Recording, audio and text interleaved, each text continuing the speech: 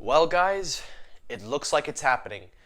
From the rumors, speculations, and all that blah blah blah from all those problems with America, Huawei is actually working on their own operating system called Harmony OS. And I think that is going to be the best thing that Huawei can do, not just for them, but for the smartphone industry as a whole. And here's why.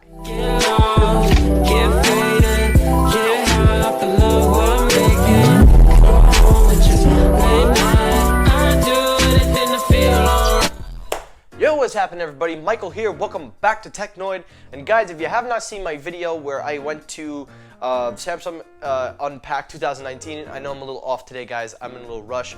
But welcome back, everybody. And if you're also wondering, yes, I did not shave. I did not do anything because my mom signed me up for some religious thing and you can't cut your nails and stuff. I look like a Jandi. I pretty much look like a Jandi. But anyway, guys, welcome back. And like I said in the beginning of the video, if you have not checked out my breakdown, my experience at Samsung's Unpacked 2019, I highly advise you guys go check that out, where I also show off the Galaxy Note 10 and I get to try it hands-on, so definitely check that out. But welcome back, everybody, and we got some big stories to talk about today. I'm only going to focus on Huawei today, and we're going to focus a little bit on Android, possibly the new Note 10 and some other things.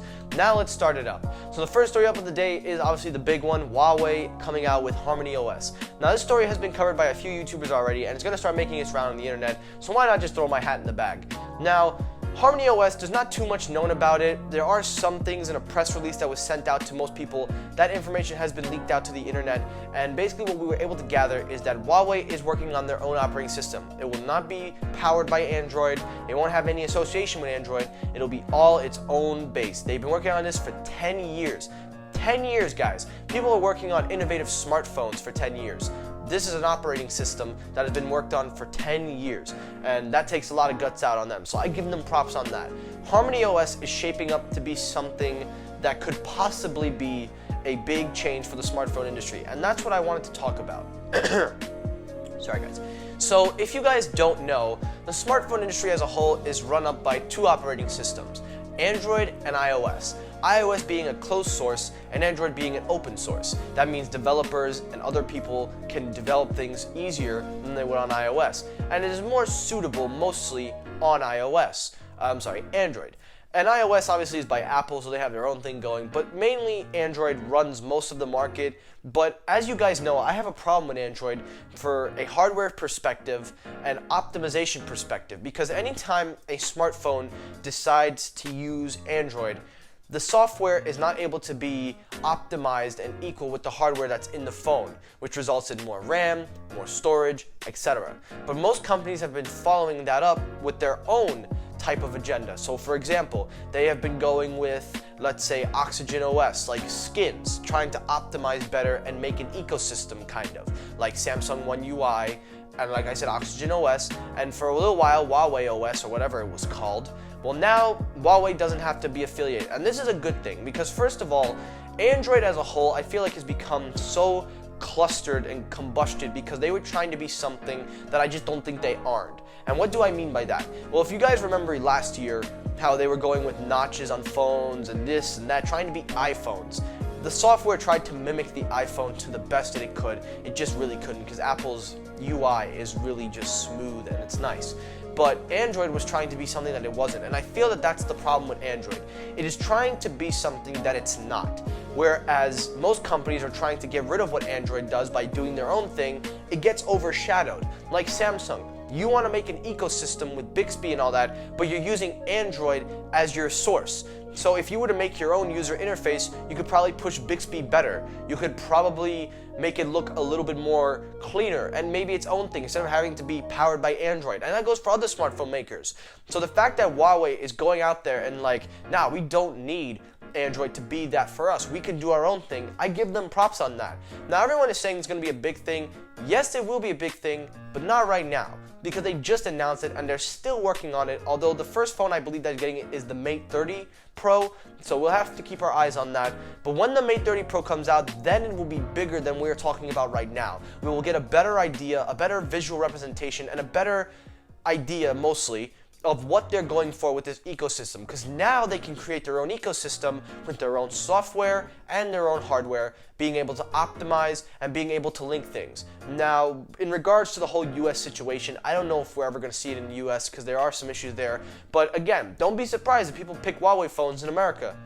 It's a third option. Now, most people say that you get a choice. Some people always say, and now we have more choices. That is true, I agree with that. Because now you're not limited to iOS. You can now add in Harmony OS. But it becomes a little more rougher if you're in the United States, because as you know, Huawei is not in America right now. Although maybe somewhere down the line we'll get there. But having that third option, having that feel of a new operating system may be some benefits and may have some negatives, but we have to wait and see what they do. So that's really all I can say for that. I'm actually pretty stoked for it. I'm looking forward to it. So let me know your thoughts down below, guys. Are you excited for Harmony OS? That is it for story number 1. And following up also on the Galaxy Note 10 and Note 10 Plus. So as you guys know, I went to the event, I checked it out, and it was a great event. I really had a great time, and the experience was amazing. But I want to talk about follow up some things. So first off, with the Note 10 and Note 10 Plus, certain colors are not going to be available in America. You do have the Aura Glow white and black and blue for the Plus, and then the smaller size is about the similar. But the difference is that there was a red and a different color. Those colors are in Korea. And there is a 5G variant of the smaller Note 10 that is in Korea right now. Obviously that will change.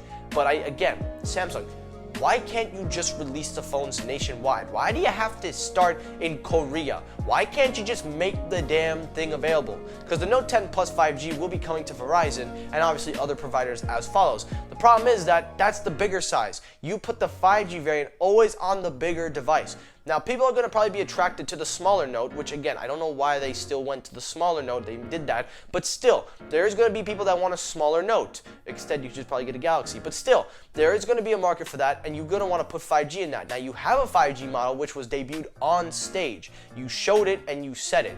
The problem is that it's in Korea. So just make the phone available in worldwide. I don't understand what the issue is. And last story up of the day is Apple. Now, of course, we can't always have a story without some Apple in there. But this one is really short, nothing too fancy. So Apple Card is slowly rolling its way out, and a lot of people are already talking about it. And I feel as if it's important for me to address this because a lot of people have told me the benefits and stuff of Apple Card, how they just want the titanium card and stuff. But the main focus of this is mostly the rewards. So people are starting to notice that the cashback rewards are not really what they were. That 3% on Apple purchases, 2% on shopping, groceries, and then 1% on other purchases. People were starting to react now. The people are arguing that there's really nothing they're giving you. And I've been saying it like it is. That's just how everything is. They don't give you anything. A credit card is designed to take your money and you have to pay it back. It's basically like a small loan, but you have to pay that loan back. You could use the card to pay for something, but you gotta pay that. So you guys know it better than me. But the thing that I'm arguing is that everybody's making a big whoop because they're acting like, oh, Apple's gonna do this, Apple's gonna do that, Apple's gonna be this, Apple that. Guys, it is just a credit card. Enough with the arguments, enough with the whole aesthetics, enough with this, enough with that, enough with the titanium card. It is a credit card. Credit card. It is a card which is a line of credit that you have to establish on your own. So stop making a big whoop about a stupid titanium piece of metal card. I don't know what else to say. I think that it's just a credit card. I think it's gonna do fine. I think there will be some people that sign up for it, but stop getting it just because you want a titanium card. That's really where it goes. And stop trying to make an excuse and be like, oh, Apple's card is this and that, Apple's card is that. There are some hard fanboys out there that say that they're not giving you anything. So take their word for it, not mine. And that's it for Technoid. So guys, thank you for watching. I hope you enjoyed this episode. If you did, hit the like button. If you disliked the video, hit the dislike button. As you can see, we got some new backgrounds, some new images. So guys, I will be tweaking, I will be learning as we go. This is just the early stage, but we are still learning, we are still growing. Thank you guys for watching. We are so close to 600 subs. If we can hit it before the end of August, I will probably be one of the most happiest YouTubers on the planet. But thank you guys for watching, and peace!